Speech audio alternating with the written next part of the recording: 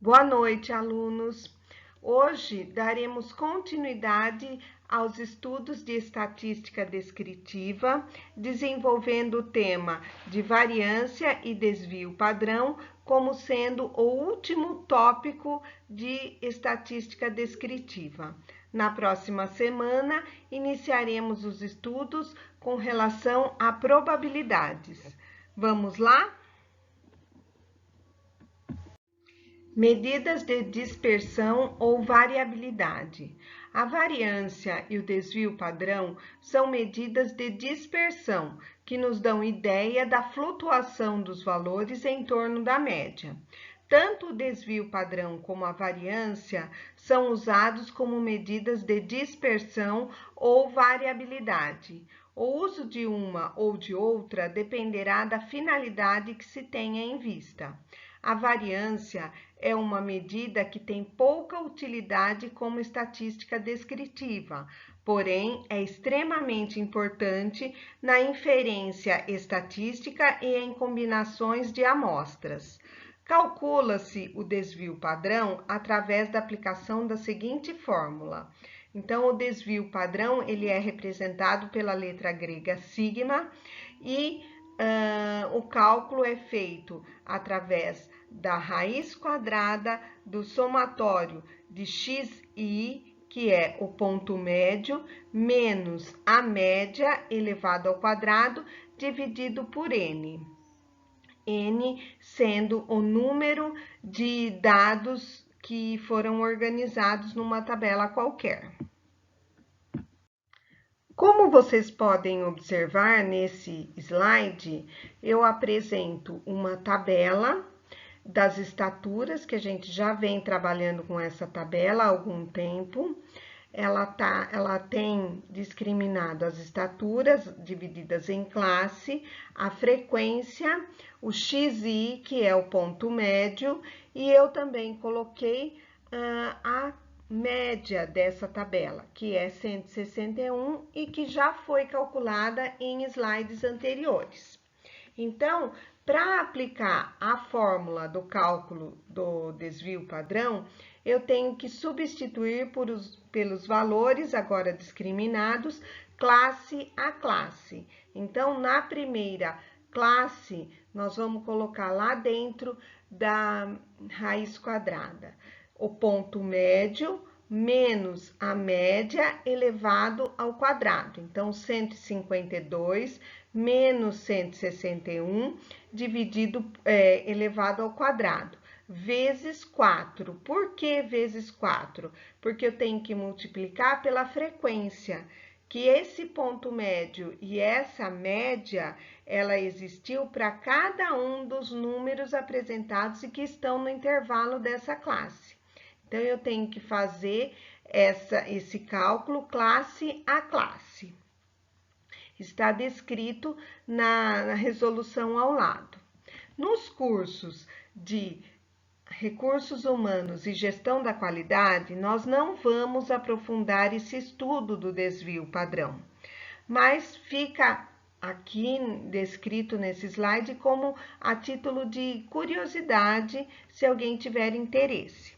Nós vamos realizar o cálculo do desvio padrão apenas para amostras com menos itens, menos dados, como nós vemos no slide posterior. Então, o cálculo do desvio padrão, ele vai ser calculado a partir de um pequeno número de dados. Então, vamos ver esse exemplo. Eu tenho salários hora de 8 pessoas. 120, 120, 135, 150, 150, 150, 180 e 200. Eu vou primeiramente calcular a média, que nesse caso eu somo todos esses números e divido por N, que são o número de pessoas que tem esse salário hora, e obtenho uma média aproximada de R$ 151. E agora eu tenho que calcular o desvio padrão. Então, eu vou aplicar aquela fórmula número a número. porque como eu estou trabalhando com um número pequeno de dados, não tem como eu calcular o ponto médio de cada número. Então, eu vou considerar como ponto médio o próprio número. Então, vamos lá. 120 menos a média, que é 151, elevado ao quadrado, vezes 2. Por que vezes 2? Porque tenho 2, 120, mais 135 menos 151, elevado ao quadrado, vezes 1. Então, eu não coloco nada.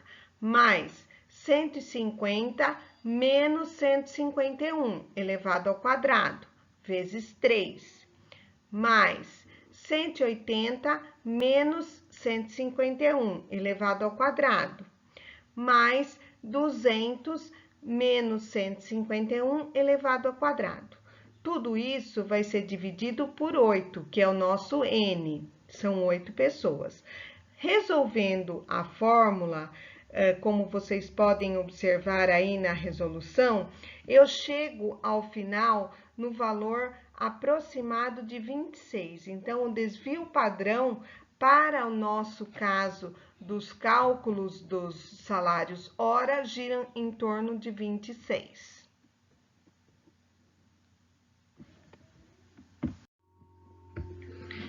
Um outro ponto que nós concluímos agora, que nós estudaremos, é a representação gráfica de uma distribuição. Então, este é um ponto importante. Além da gente trabalhar com a tabela de frequência, que já trabalhamos em todas essas aulas, nós também temos os gráficos, e esses gráficos, eles precisam ser interpretados. É uma linguagem própria da matemática, é uma linguagem própria da estatística, e é muito importante que nós saibamos interpretar esses gráficos. Então, a representação gráfica de uma distribuição, ela pode ser trabalhada e pode ser desenvolvida através de 3 tipos de gráficos: o histograma, polígono de frequência e polígono de frequência acumulada. Então, o histograma é formado por um conjunto de retângulos justapostos, cujas bases se localizam sobre o eixo horizontal, de tal modo que seus pontos coincidam com os pontos médios dos intervalos de classe. O polígono de frequência é um gráfico em linha, sendo as frequências marcadas sobre perpendiculares ao eixo horizontal, levantadas pelos pontos médios dos intervalos de classe. E o polígono de frequência acumulada é traçado marcando-se as frequências acumuladas sobre perpendiculares ao eixo horizontal, levantadas nos pontos correspondentes aos limites superiores dos intervalos de classe.